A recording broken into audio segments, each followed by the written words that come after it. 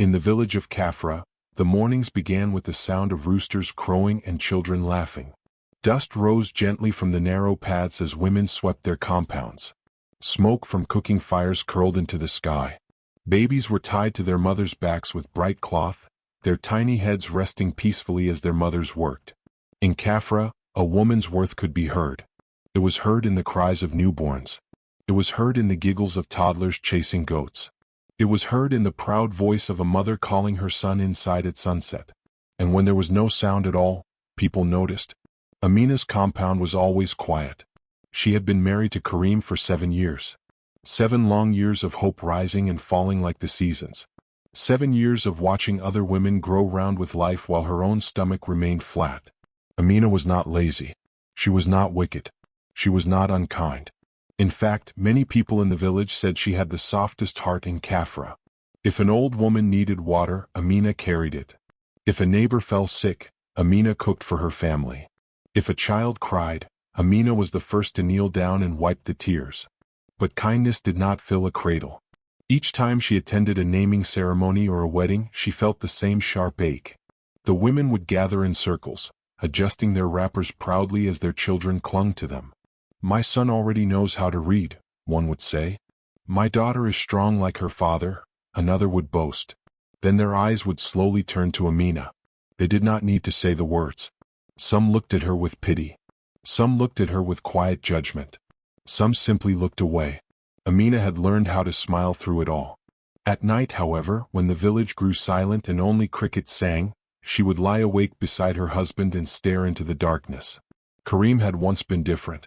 In the early days of their marriage, he would sit beside her under the mango tree behind their hut. He would speak of the children they would have. He dreamed of sons who would follow him to the farm and daughters who would dance at festivals. Back then, his voice was full of excitement. Back then, Amina believed every word. But as the years passed, his laughter became quieter. The pressure from his family grew heavier. "A man must not let his name disappear," his mother often said. Those words hung over their home like a cloud. Karim did not blame Amina openly. He was not a cruel man. He still spoke gently to her. He still provided for her. But there was a distance now. A small space between them that had not been there before. And in Kafra, when a wife could not give her husband a child, especially a son, people did not wait forever. One hot afternoon, the sound of drums announced something new. Karim had taken a second wife. Her name was Zainab. She arrived in the compound dressed in bright fabrics, her head held high. She was younger than Amina, with sharp eyes and a confident smile. Her bangles jingled when she walked, and her laughter was loud and fearless. From the moment she stepped into the yard, the air changed. Amina welcomed her with respect. She offered her water. She showed her where things were kept. She spoke kindly. But inside her chest, something trembled. Everyone knew why a second wife had been brought into the home. No one needed to explain it. The compound now had 2 women. One who had waited 7 years with empty arms. And one who had just arrived with hope shining in her eyes. At first, Zainab behaved politely. She smiled at Amina and called her, "my sister." But even in those early days, there was a silent competition neither of them spoke about. Who would give Karim a child? Who would secure her place in the family? Who would carry the future? Weeks passed. Then months. And one afternoon, a sudden scream of joy broke through the quiet air. Women rushed toward the courtyard. Amina stepped outside, her heart pounding. There stood Zainab, one hand resting proudly on her stomach, her face glowing with triumph. "I am with child," she announced. The compound exploded with celebration. Karim's mother began to dance, her wrapper swaying wildly. Neighbors clapped and cheered. Someone started beating a drum. Karim's face shone brighter than the midday sun. He lifted Zainab's hands into the air as if she had already given birth to a king. "It has happened," his mother shouted. "Our house will not be empty." The word struck Amina like a quiet blow. Our house will not be empty. Had it been empty all this time? Had she been nothing more than a placeholder? The celebration continued around her. Women hugged Zainab. Gifts were promised. Laughter filled every corner. Amina felt as though she were standing in the middle of a storm, yet completely invisible. She forced her feet to move forward. She placed her hand gently on Zainab's arm. "Congratulations," she said softly. And she meant it. Because deep inside, beneath the jealousy, beneath the pain, Amina truly wished no harm on anyone. But as she smiled, something inside her cracked. The cheers grew louder. The drums beat faster. And in the middle of all that noise, Amina felt the weight of silence press down on her harder than ever before. Her womb was still quiet. Her arms were still empty. And though she stood among many people, she had never felt more alone. The celebration continued late into the evening, but for Amina, the real storm had only just begun. At first, Zainab's happiness seemed harmless. She walked carefully, one hand always resting on her growing belly. She smiled more often. She laughed louder. When women visited, she made sure they saw the way Karim treated her gently, the way he brought her sweet fruits from the market, the way he asked if she needed to rest. But as the weeks passed, something in her changed. Her joy slowly turned into pride. And her pride slowly turned into cruelty. Every morning, Karim's mother brought Zainab the best portion of food. The softest meat. The freshest milk. She warned Amina constantly. "Do not stress her," she would say sharply. "A pregnant woman must not be troubled." Amina would nod quietly. She did not complain. She woke up earlier than before. She cleaned both huts. She fetched extra water. She made sure Zainab's clothes were washed gently and dried in the sun. But no matter what she did, she felt like a servant in her own home. The village women visited often now. They came pretending to offer advice about pregnancy, but their eyes were always watching Amina. One afternoon, as they sat under the shade of a neem tree, one woman sighed loudly. 7 years is a long time to wait, she said, not looking at Amina directly. Another woman nodded. Some trees simply do not bear fruit. There was soft laughter. Amina felt the words sink deep into her chest. Before she could speak, Zainab gently touched her own belly and smiled. "Yes," she said calmly. "Some trees are only meant to give shade, not fruit." The women burst into louder laughter. The words were simple, but they cut deeply. Amina's fingers tightened around the basket she was weaving. For a moment she thought she might speak.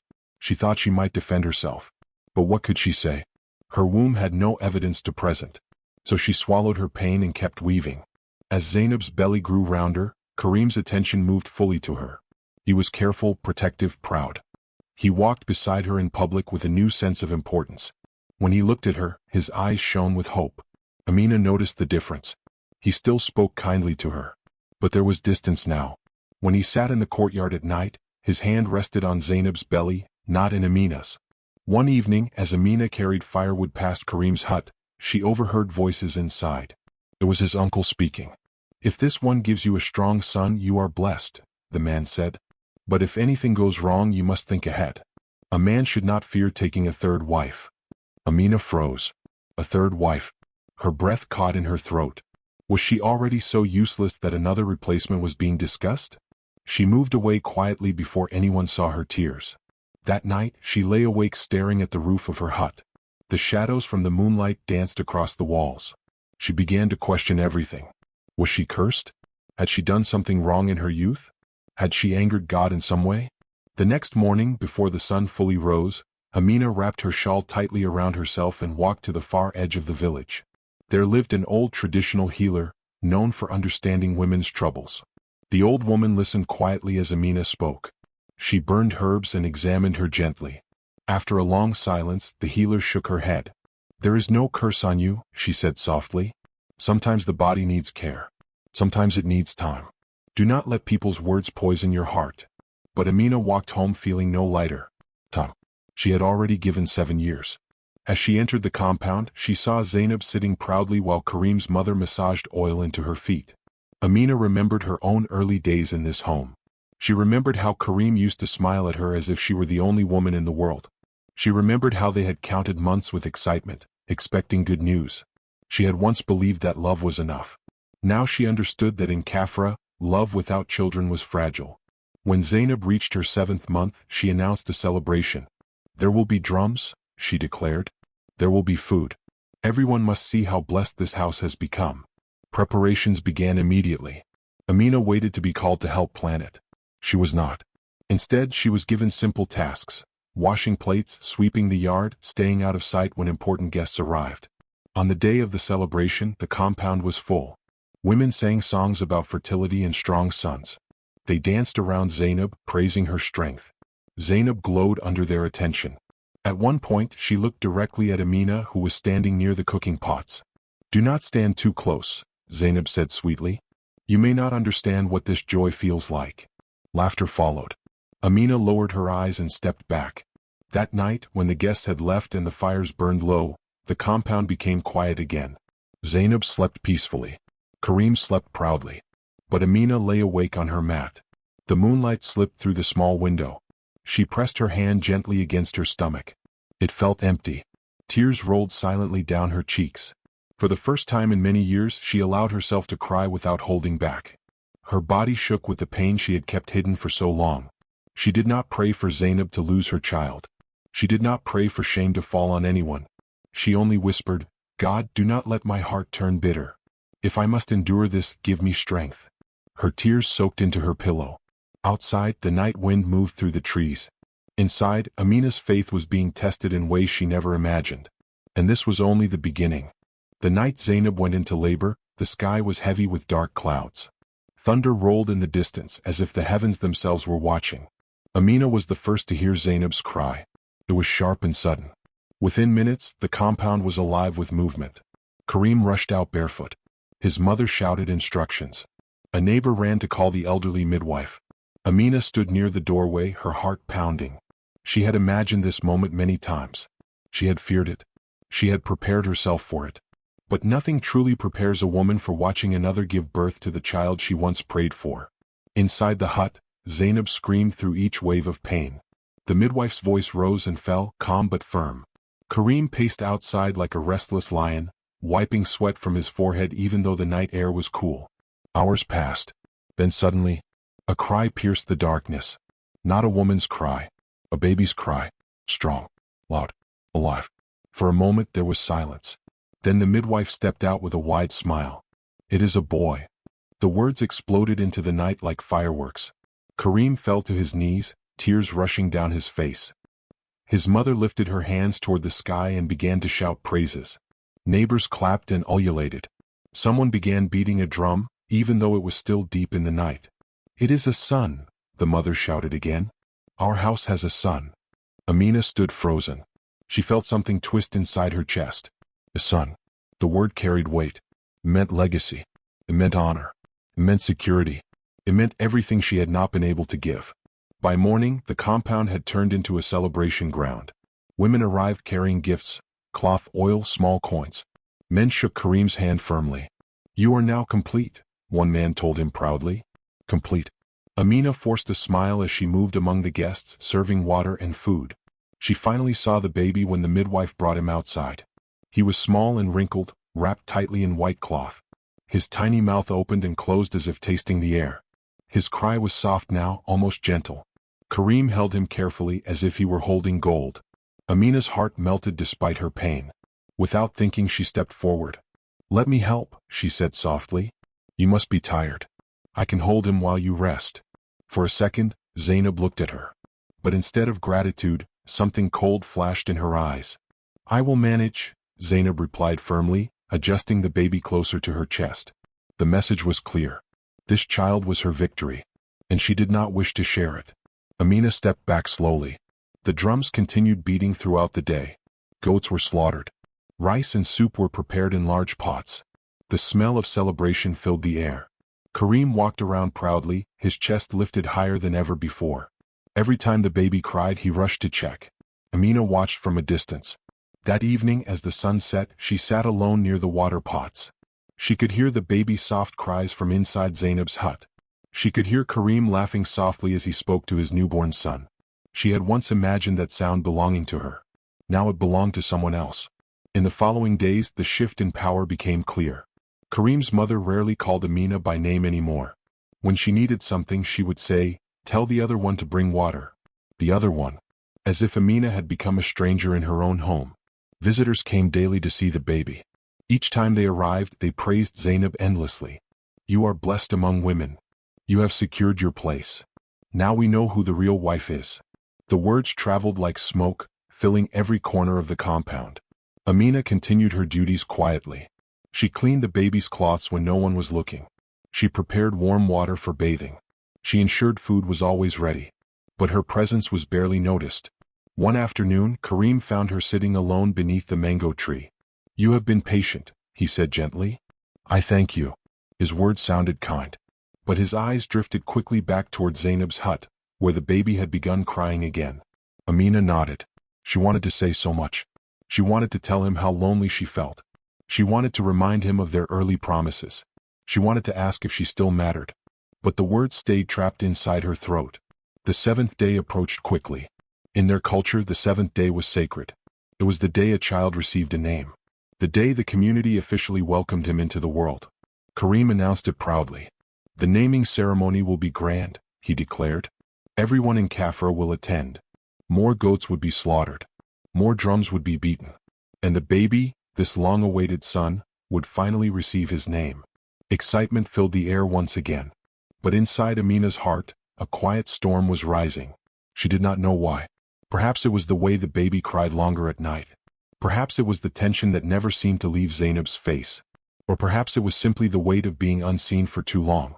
As preparations began for the naming day, Amina stood in the courtyard watching the sunset. The sky turned deep orange, then red. A beautiful color. But red could also mean warning. And somewhere deep inside her spirit, Amina felt that the seventh day would not pass as smoothly as everyone expected. She did not know what would happen. But she knew one thing for certain. Nothing in that compound would ever be the same again. The morning of the naming ceremony arrived with the first golden rays of the sun spilling over Kafra. The entire compound buzzed with activity. Bright fabrics were tied across the courtyards. Mats were laid carefully on the ground. Large clay pots of soup and rice simmered over open flames, sending savory smoke curling into the sky. Goats had been prepared, chickens plucked, and fruit arranged in baskets as offerings. Zainab moved through the compound like a queen inspecting her kingdom. Every step she took made her bangles jingle, a proud, deliberate sound that drew attention to her as if the world itself was celebrating her. She stopped here and there, adjusting the way the drums were positioned, instructing the women on the arrangement of mats, the colors of wrappers, and the placement of baskets. "This ceremony will be remembered for years," she said to everyone who would listen. "The whole village will attend. Everyone will see how blessed my son is." Amina stood quietly in a corner, sweeping the ground and arranging water jars. She felt the weight of invisible eyes on her. Every compliment that came Zainab's way felt like a quiet reminder. She was still the woman without a child, still in the shadows of the very home she had nurtured for years. Then Zainab's gaze landed on her. "You should sit at the back during the ceremony," Zainab said, smiling sweetly, though her eyes were cold.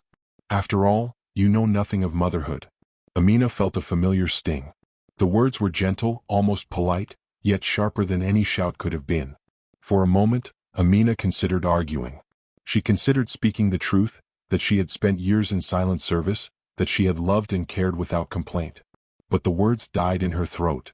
She had learned long ago that dignity in silence often spoke louder than any retort. Instead, she lowered her gaze and kept sweeping. Later, in the privacy of her hut, she took out a soft piece of cloth.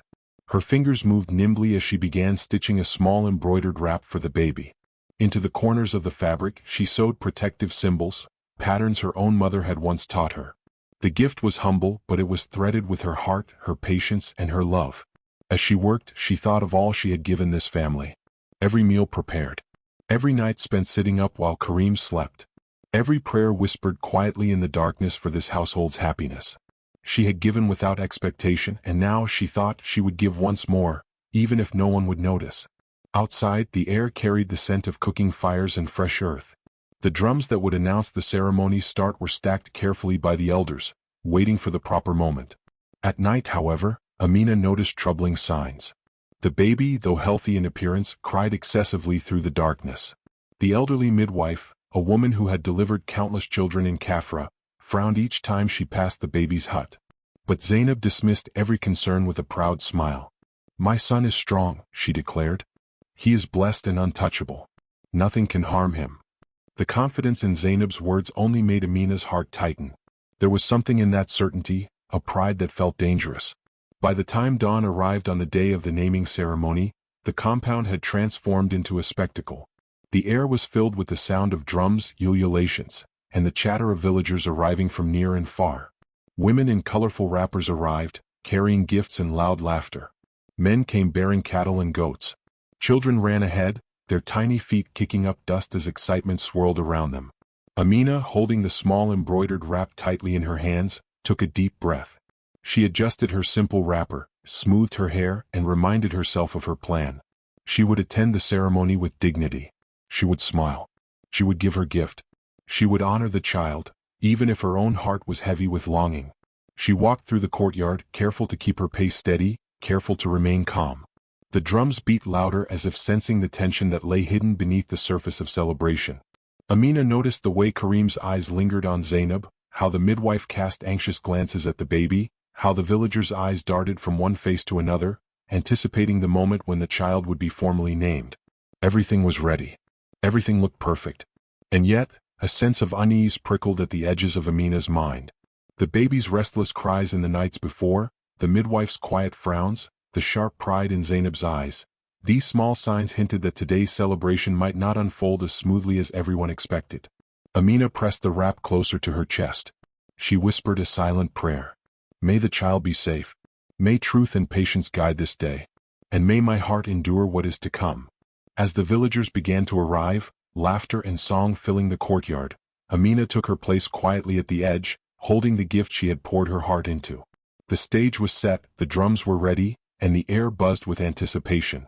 No one could have predicted that by the end of this day, joy would collapse into terror, and the calm of preparation would give way to chaos that would forever change the lives of everyone in the compound.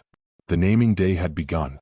The morning of the naming ceremony dawned bright and warm, with sunlight spilling over the village of Kafra, making every color in the compound shine. Drums echoed from every corner, announcing to the village that the long-awaited ceremony had begun. Women in vibrant wrappers carried baskets of food, children ran laughing, and men in crisp tunics stood proudly by the livestock and gifts they had brought. The air was thick with the sense of roasted meat, stewed vegetables, and the earthy aroma of fresh clay pots. Zainab stood in the center of the courtyard, her belly round and radiant, her bangles jingling like tiny bells with each deliberate step. Her smile was wide, triumphant, almost regal. Guests whispered about her beauty, about how she had finally fulfilled her role as a mother, how the household was complete at last. Amina sat quietly at the edge of the crowd, holding the small embroidered wrap she had made. She had tied her hair neatly and worn her simplest wrapper, wanting nothing more than to be present without drawing attention. She had resolved to show dignity no matter what. The villagers gathered in a semicircle, murmuring with excitement as the elderly midwife stepped forward. She carried the baby gently, wrapped in soft white cloth. Her hands were steady, but her eyes occasionally flicked toward Zainab with a shadow of worry. Karim stood close by, holding his head high, his chest swelling with pride. This was the moment he had waited for. His son's name would finally be whispered into his tiny ear, officially welcoming him into the world and the family lineage. The ceremony began. Drums pounded in steady rhythm. Women ululated. The elder recited prayers, calling blessings upon the child. Guests clapped and swayed. Children chased each other along the edges of the courtyard, kicking up clouds of dust. Amina's hands tightened around her gift. Her heart beat fast, not from excitement, but from a strange tension she could not name. She glanced at Zainab, who looked serene, untouchable, glowing with pride. The midwife leaned close to the baby, whispering softly in his ear. All eyes focused on this sacred moment. The crowd hushed, leaning forward, waiting to hear the first syllables of the boy's name. And then, something unexpected happened. The baby's tiny body twitched. A sharp, high-pitched cry broke from his mouth. His limbs stiffened and his eyes opened wide with terror. Gasps ran through the crowd. "What is happening?" someone shouted. Zainab's face went pale. Her hands shook as she clutched the baby.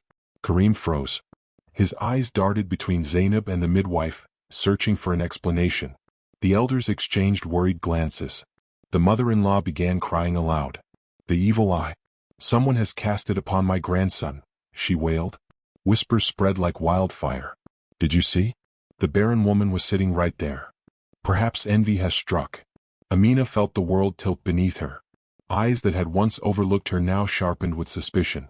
Zainab's voice rang out, trembling with panic and fury. "It's her. She envies my child. She wishes him harm." Zainab screamed. The courtyard erupted. Villagers murmured accusations. Some nodded, believing superstition. Others shook their heads, confused but afraid to contradict the mother-in-law. Amina stood stunned. Her chest tightened, her heart pounding. She opened her mouth to protest, but the words faltered. How could she explain? How could she convince everyone that her heart had only ever wished well for this child? All around her, the celebration, the music, the laughter, the joy of a newborn, collapsed into chaos. Guests backed away. Children cried. Drums went silent. The baby's cries intensified. He choked, his tiny body rigid. Zainab sobbed uncontrollably. Karim's face drained of color. The midwife's hands shook as she struggled to calm him. And then, as if the world had stopped, the baby's cries ceased. He lay still in Zainab's arms. Silence fell over the compound, heavy and suffocating. No one moved. No one spoke. Even the wind seemed to pause. Amina felt her own heart shatter. She had watched joy turn to terror, pride turn to fear. She had been accused of a crime she did not commit. She had been blamed for a life she had never touched. And as she looked at the small, still form of the baby, fear and desperation gripped her. This was the moment that would change everything. The naming ceremony, meant to celebrate life and lineage, had turned into a nightmare. And the eyes of the village, once eager to praise, now rested on her, waiting for her next move. The child had stopped breathing. And in that long, dreadful silence, every heart in the compound seemed to hold its breath. What would happen next? Who would step forward? And could this tiny life be saved before it was too late? The stage was set for confrontation, for revelation, and for a test of courage none in the household would ever forget. The courtyard remained frozen, the air heavy with tension. Zainab's sobs echoed against the walls of the compound as she pressed the lifeless infant to her chest. Her face was pale, her eyes wide with terror and anger. "It's her fault," she screamed, pointing directly at Amina. "She envies my child. She has cursed him. She wanted him dead." A hush fell over the villagers. Some nodded in fearful agreement, recalling old superstitions about barren women bringing misfortune. Others murmured quietly, unsure but hesitant to challenge the angry mother. Karim's face twisted in disbelief and fear. He wanted to protect Amina, the woman he had loved for 7 years, but he could not ignore the panic in Zainab's eyes or the gasps of the crowd. "Enough!" his mother cried, tears streaming down her wrinkled cheeks. "This child must not be touched by her. Amina, step away. You will bring ruin." Amina's heart thudded violently. Every instinct screamed in protest, but she took a deep breath. She refused to argue or defend herself in anger. Rage would not save the baby. Only calm and clarity could. Slowly, deliberately, she stepped forward. The villagers parted slightly, watching her, unsure whether to stop her or expect her to retaliate. "I need to hold him," she said quietly, her voice steady. "Please, let me help." Zainab's glare could have burned through stone. "Never," she hissed. "You are the reason this is happening. You will not touch him." The midwife, sensing the urgency and danger of the moment, intervened. She held out her hand and addressed the crowd. "Step back. Step away. This is no curse. Listen to her, she may see what we do not." Amina knelt slowly beside the baby, her hands trembling but her mind clear. She observed him carefully, taking in every detail. The way he was wrapped, the tightness of the cloth around his small body, the faint smell of strong herbs lingering from the morning preparations. Her memory flashed back to her own experiences caring for younger siblings. She had seen children suffocate in tight swaddling, cry endlessly when small herbs or remedies were misused. Something about this situation clicked in her mind. She loosened the wrapping gently, untied the knots just enough to relieve the pressure. Carefully, she adjusted the baby's head and checked his breathing. For long, agonizing moments, nothing happened. The villagers leaned closer, holding their breath. Even Zainab froze, watching with disbelief and rising panic. Amina pressed her lips gently to the baby's mouth and nose, whispering soft prayers under her breath. She tilted him slightly, rubbed his back, and whispered words of encouragement only she could hear. A shudder ran through the infant. A tiny cough escaped his lips. His fingers twitched. Amina's heart surged cautiously, hope flickering like a candle in the wind. Again she gently adjusted his position, keeping her touch steady, careful, and patient. The baby gasped, then cried weakly but steadily, his chest rising and falling rhythmically at last. The courtyard exhaled in relief. The villagers whispered, their panic slowly giving way to astonishment. Zainab collapsed onto the ground, her face buried in her hands, tears running freely. Karim knelt beside her, his hands shaking as he held her shoulder. Amina finally allowed herself to breathe. She lifted the baby and held him close, his tiny head resting in the curve of her arm. His breathing was steady, calm, and strong now. The midwife nodded approvingly, her voice firm. See? It was not the work of envy or curse. It was carelessness, not malice. Amina's eyes met Kareem's. There was no anger, only quiet determination and deep love for this family. The crowd began to murmur, slowly realizing that the accusations had been false. Suspicion shifted. Pride gave way to humility. And the woman they had called powerless, barren, and unlucky had saved the life of the household's heir. In that moment, Amina understood something profound. Strength was not in loud protests or anger. Strength was in calm, in patience, in quiet courage. And today that strength had saved a life. The stage was set for the truth to be revealed, and for justice to slowly find its way through the chaos that had nearly destroyed the household. The courtyard was still, but the tension had begun to shift. The villagers, who had moments ago whispered of curses and envy, now looked on in stunned silence. The baby lay in Amina's arms, breathing steadily for the first time since the panic had begun. The midwife stepped forward, her voice clear and authoritative. "Everyone hear me? This child was never under a curse." He cried and nearly stopped breathing because of how tightly he was wrapped and from the strong herbs used earlier. Nothing more. Pride, not malice, endangered him. Gasps ran through the crowd. Some villagers shook their heads in disbelief, others exchanged murmurs of shame. Slowly, realization spread. Accusation and superstition had blinded them. Zainab's face, once radiant with triumph, had drained of color. She sank to her knees, trembling. Her hands covered her face as if trying to hide from the truth she could no longer escape. The pride that had filled her for weeks now felt like shame pressing down on her chest. Kareem stood frozen, guilt etched into every line of his face.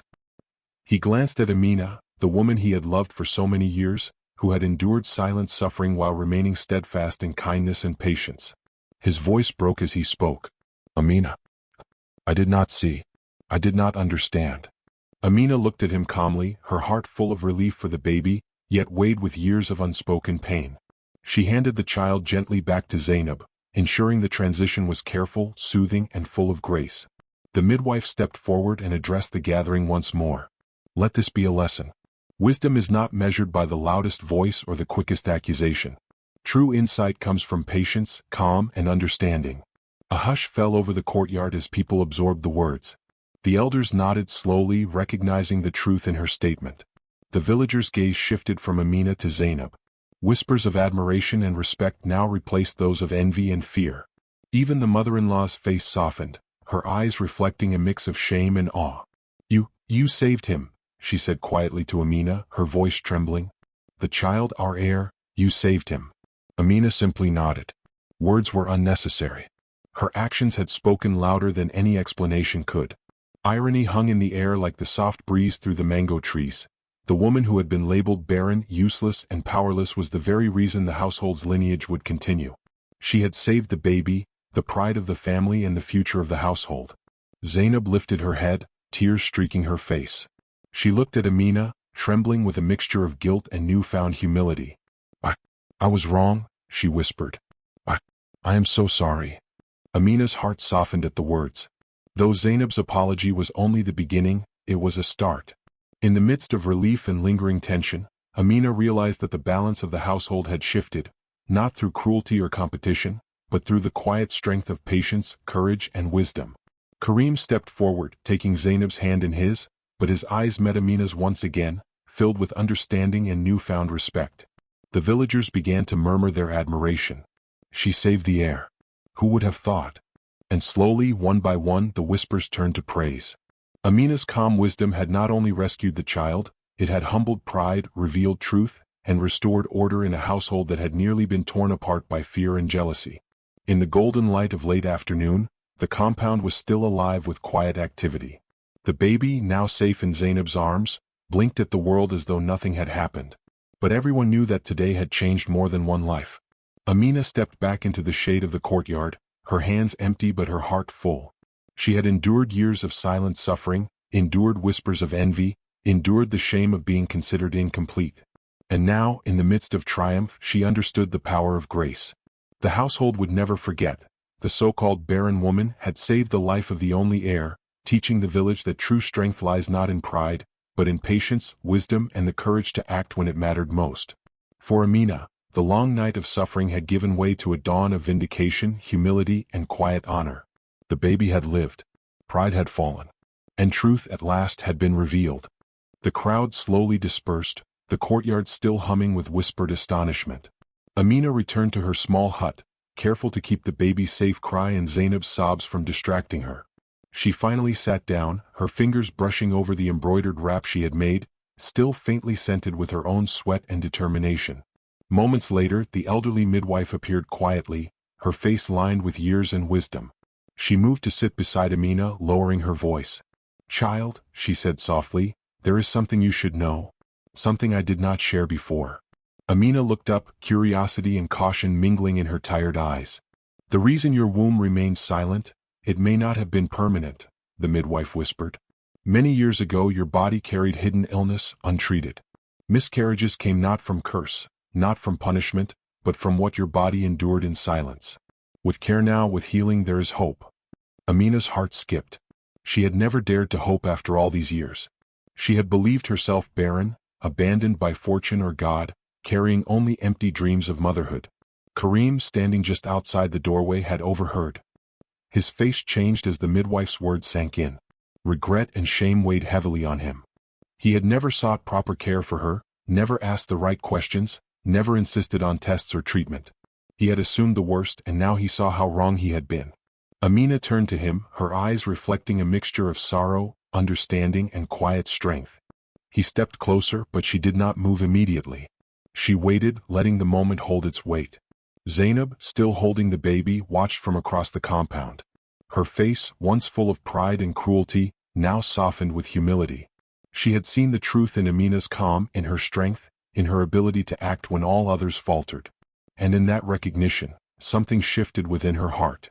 Slowly she approached, her voice trembling. "Amina, I see now. I see how wrong I was.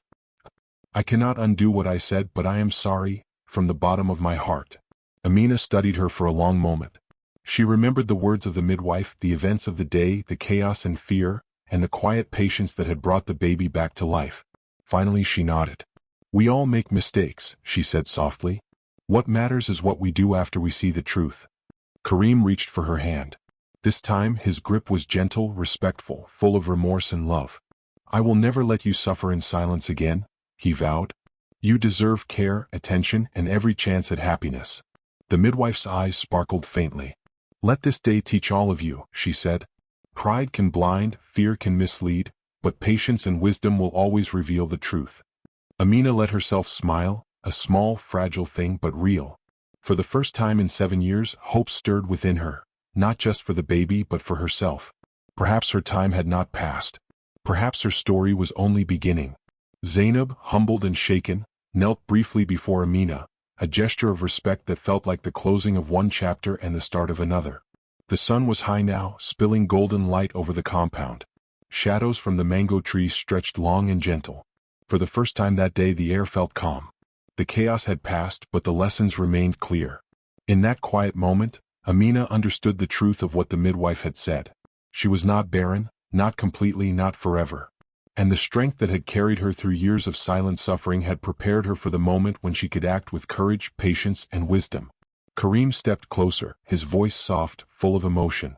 "Whatever comes next," he whispered, "we will face it together." Amina's heart swelled. For the first time in years she felt seen. She felt valued. She felt hope. And somewhere deep inside she allowed herself to imagine a future she had long thought impossible. A future where her womb, her heart, and her family could finally be whole. The storm had passed, and in its wake, the first rays of new beginnings broke over Kafra, promising that life, patience, and truth always find a way. The compound was quiet now, but the energy of the morning still lingered in the air. The villagers, who had once whispered accusations, now looked on in awe, their eyes following Amina as she moved through the courtyard with calm dignity. Zainab approached her cautiously, holding the baby in her arms. Her steps were hesitant, her pride diminished but her heart heavy with remorse. When she finally reached Amina, she lowered her gaze, voice trembling. I am sorry," Zainab whispered. "I let jealousy blind me. I hurt you with my words and my pride. I hope you can forgive me." Amina studied her, her heart softening. She had endured years of ridicule, loneliness, and pain. Yet she understood that forgiveness did not weaken her, It freed her. "You were afraid," Amina said gently. "We all act out of fear sometimes. But what matters is that you have seen the truth and are willing to make amends." Zainab nodded, tears slipping down her cheeks. She extended the baby toward Amina as if offering peace. "Please watch him with me. Help me care for him. Teach me if I forget." Amina smiled softly. She reached for the baby and cradled him gently, feeling the warmth of life and the fragility of trust in her hands. The small fingers curled around hers, and she knew that the child, symbol of hope, patience and survival, was safe. Karim stepped forward, his face filled with emotion. "Amina," he said, his voice thick with gratitude and regret, "your patience, your wisdom, it saved our son. You have given more than any of us could ask for. I promise to honor you, respect you, and protect you as long as I live." The mother-in-law, who had once demanded that Amina step aside, approached slowly. Her eyes were downcast, her voice trembling. "I was wrong to favor one over the other. Amina, you have shown strength and grace that I could not have imagined. You have my respect." Around them, the villagers began to murmur, first cautiously, then with growing warmth. The women nodded and whispered among themselves, "She is truly wise. She is patient and strong. The house is lucky to have her." Zainab, humbled and shaken, now followed Amina's lead. Together, they prepared the final details of the naming ceremony. The child, who had been at the center of chaos only hours before, now lay peacefully, wrapped in the small embroidered cloth Amina had made with love and care. The elder midwife stepped forward and addressed the gathered crowd. "Let this day be remembered not only for the birth of a son, but for the power of patience, forgiveness, and wisdom. True strength lies in humility and love, not in pride or envy." The ceremony continued, but it was different now. Laughter returned, soft and genuine.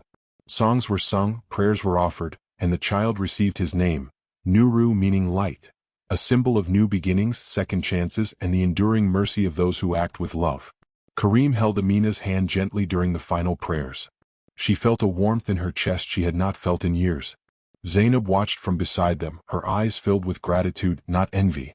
The household, once divided by jealousy and suspicion, now stood united. And somewhere in the quiet corners of her heart, Amina felt another stir, an unexpected hope. Perhaps the years of struggle were not the end of her story. Perhaps, one day soon, she too might feel the miracle of life she had longed for so silently. The compound, once heavy with accusation and fear, now hummed with harmony. The air seemed lighter, the sun warmer. Forgiveness had broken the chains of pride, and transformation had begun. In the midst of this restored peace, Amina realized that true strength is measured not by the ability to strike back, but by the courage to forgive, the patience to endure, and the wisdom to act with love even when it is hardest. And for the first time in many years, she allowed herself to smile fully, freely, without fear, knowing that in mercy and grace, both hearts and homes can be mended. The sun hung low over Kafra, casting long golden shadows across the compound.